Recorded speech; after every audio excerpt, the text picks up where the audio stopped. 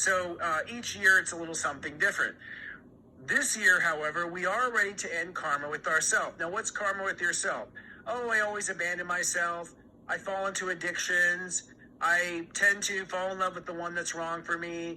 I tend to be not focused and try to do too many things. You know, all these different earthly things. We have these issues with ourself.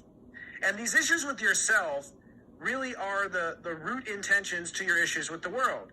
If you abandon yourself, well, then you're going to find yourself in relationships that take advantage of you, right? If you have addiction issues where you don't love yourself and instead you fulfill that love with some sort of substance or even work or even video games, addiction comes in all forms, well, then you're going to suffer your ability to do what you want on the planet or find someone that you love or express your talents. So really, you could say, even though Saturn's going to be in Pisces for some time, if you lick the karma with yourself right now in the next 3 weeks, really in the next 3 days, honestly, is what it's going to come down to. We'll talk about it this week. Then everything above that, all of everything that has bloomed out of that basic karma with yourself will start to naturally decay and fall away because you are getting rid of the root structure of that karmic issue. Because we have a karmic issue and then it grows into our life and then it grows into our community and it grows into our legacy. So we're literally doing some weed eating, if you will. I look at karma as the weed in your soul garden. It is the weeds, the karmic issues, the fears, the anxieties, the traumas that wrap themselves around your root structure and choke the life out of you. We are basically weeding our spiritual soul garden in the next few days, and this is it. From this point forward, this is why, you know, as far as where life is going, people keep asking me, who's going to be the president? What's going to happen? Are the banks going to collapse? You know, is there going to be another virus X? All these questions come up whenever I'm in private consultation with clients. And I say the same thing. Depends on if people face their karma in the next 10 days. It all depends on if people face their karma. If Joe Biden faces his karma, if Donald Trump faces his karma, if RFK faces his karma. Honestly, I don't feel like the timeline has been written for where things will go, or I have another parallel idea here. I'm not sure which timeline you will end up on until you face this karma or don't face this karma with yourself. And so I have one clear message for you this week, and that message is what you think is wrong, no matter what it is. And what I'm speaking to really is the full moon we have tomorrow morning. I think it apexes at 7:20 a.m., if I'm not mistaken. 7:20 a.m. here in Eastern time. I just realized I forgot to open up my files for something, so we'll have to do that live on the air. We'll have a little bit of a pause when I open that up to show charts. But that full moon tomorrow at 5 degrees Virgo is an attitude adjustment. So first of all, let's do a little backstory. The sun in Pisces is our soul.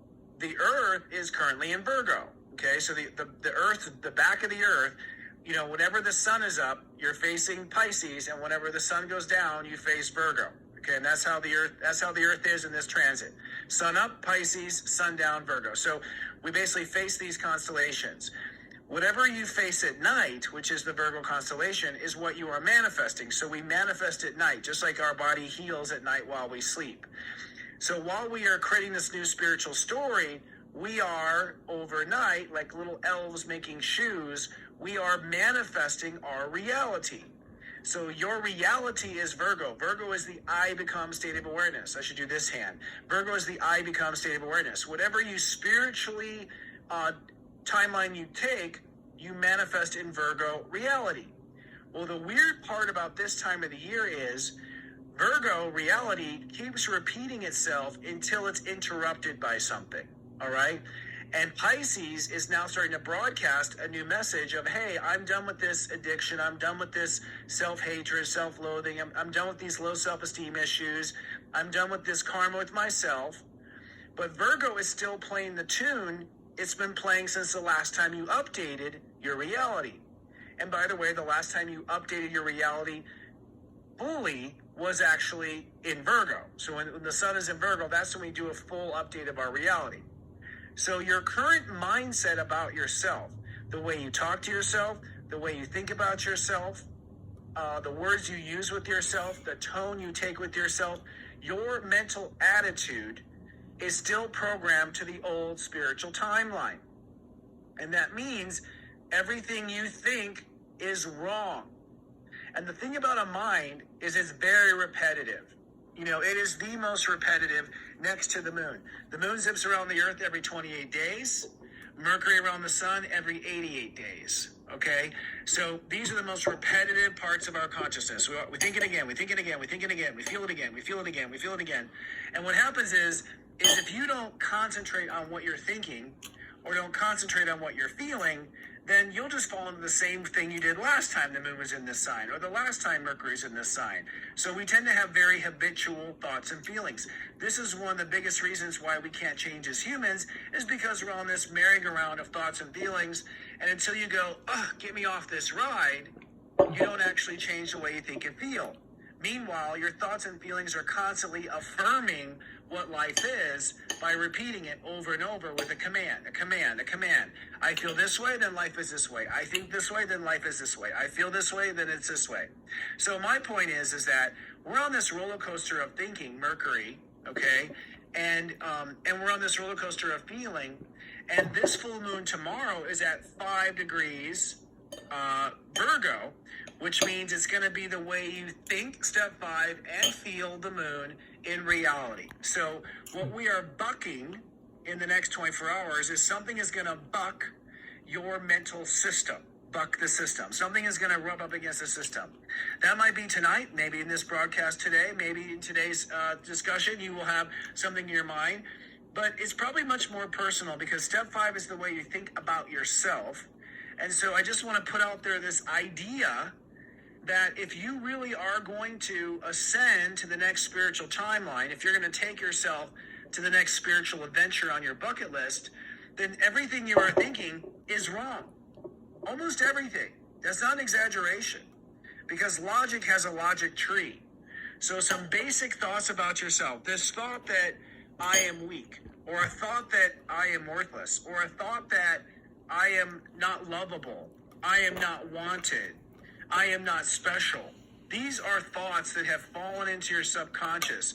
You were told that at the age of 2 or the age of 4 by a mean babysitter, and your mind programmed it, and it came up every 88 days. You just kept repeating it. And then you started to expand in your logic tree of I'm not special. I'm not special. That means I won't get the job. That means I won't find the guy. That means I won't make the raise. So it starts to tree branch out, this consciousness, this conscious mind tree, right? And so this root thought intention, there is a core idea in you, at least one. And we'll go over to where those thoughts reside in each of the 12 signs when I do the horoscopes. But there's at least one thought that is corrupting the whole mental tree structure inside of you. And when I say corrupt, it's not really corrupt. You were meant to think that way until now.